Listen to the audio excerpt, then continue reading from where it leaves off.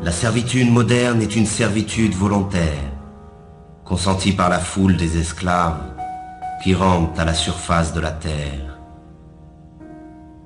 Ils achètent eux-mêmes toutes les marchandises qui les asservissent toujours un peu plus. Ils courent eux-mêmes derrière un travail toujours plus aliénant, que l'on consent généreusement à leur donner s'ils sont suffisamment sages. Ils choisissent eux-mêmes les maîtres qu'ils devront servir. Pour que cette tragédie mêlée d'absurdité ait pu se mettre en place, il a fallu tout d'abord ôter aux membres de cette classe toute conscience de son exploitation et de son aliénation. Voilà bien l'étrange modernité de notre époque. Contrairement aux esclaves de l'Antiquité, aux serfs du Moyen-Âge ou aux ouvriers des premières révolutions industrielles, nous sommes aujourd'hui devant une classe totalement asservie, mais qui ne le sait pas, ou plutôt, qui ne veut pas le savoir.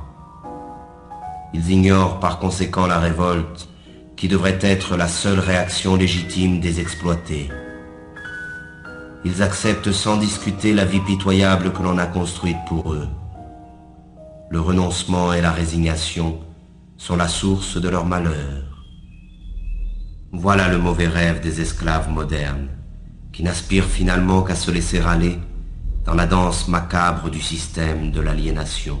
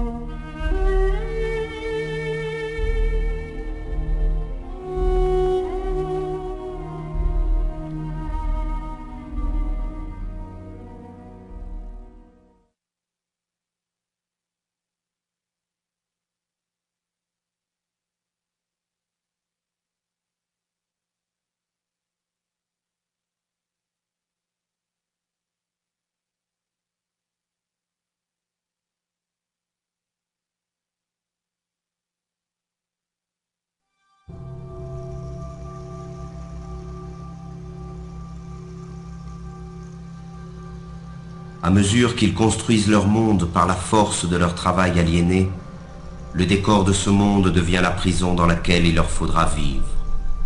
Un monde sordide, sans saveur ni odeur, qui porte en lui la misère du mode de production dominant.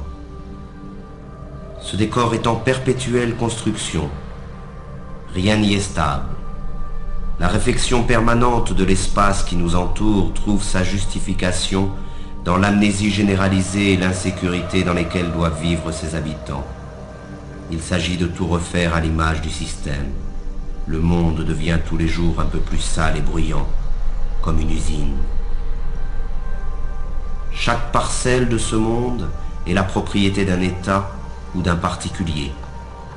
Ce vol social, qu'est l'appropriation exclusive du sol, se trouve matérialisé dans l'omniprésence des murs, des barreaux, des clôtures, des barrières et des frontières. Ils sont la trace visible de cette séparation qui envahit tout. Mais parallèlement, l'unification de l'espace selon les intérêts de la culture marchande est le grand objectif de notre triste époque.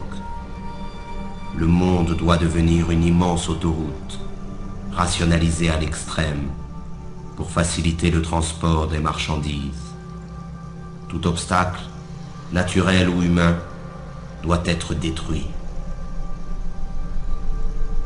L'habitat dans lequel s'entasse cette masse servile est à l'image de leur vie. Il ressemble à des cages, à des prisons, à des cavernes. Mais contrairement aux esclaves ou aux prisonniers, l'exploité des temps modernes doit payer sa cage.